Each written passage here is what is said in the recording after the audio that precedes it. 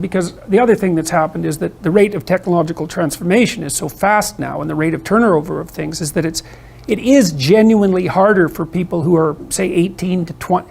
When I was a kid, roughly speaking, the kind of rough patch for life was probably 14 to 17, something like that. Now I think it's 18 to 25, something like that. And I think the reason for that is that all the jobs that the bloody hippies complained about being doomed to in the 1960s have now disappeared. Their problem was, oh my God, I'm going to go have to work for a corporation and get a salary for the rest of my life, and then I'll just end up in it with a pension, and that'll be my whole life. It's like, well, it seems like a lot better deal than an endless round of part-time Starbucks jobs. So, some of it is that. There's a space now in our culture that is lacking for people to make that transformation from adolescence into adulthood. And so the cost of that is forestalled.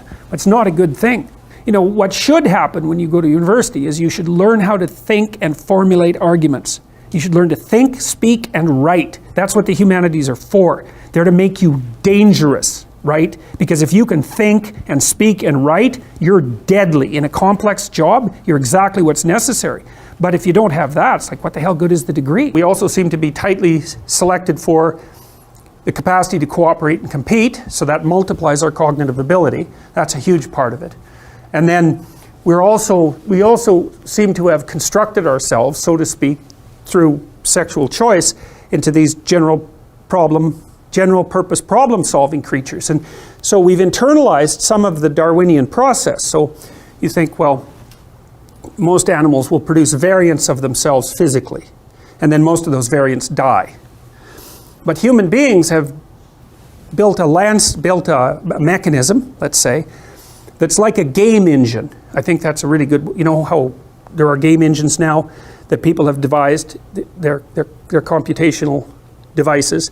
And you can take a game engine and you can generate games with it, like computer games. So the game engine is a mechanism for producing games. Well, that's what our brains are like. Our brains are game engines for producing games. And so what happens is that when you think, you produce an avatar of yourself, you produce a fictional world that avatar inhabits, and maybe you produce multiple fictional worlds and multiple avatars. That's the you that could be tomorrow, which is what you're doing when you're planning.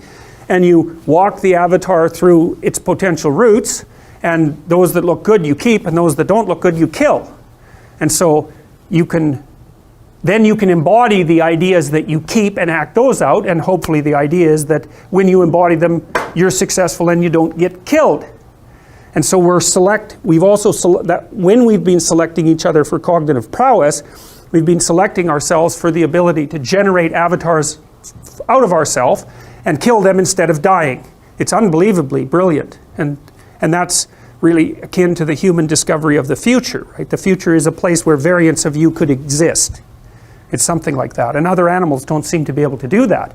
So we're very sneaky. And well, so far it doesn't seem to be working too badly, although we haven't been around for very long.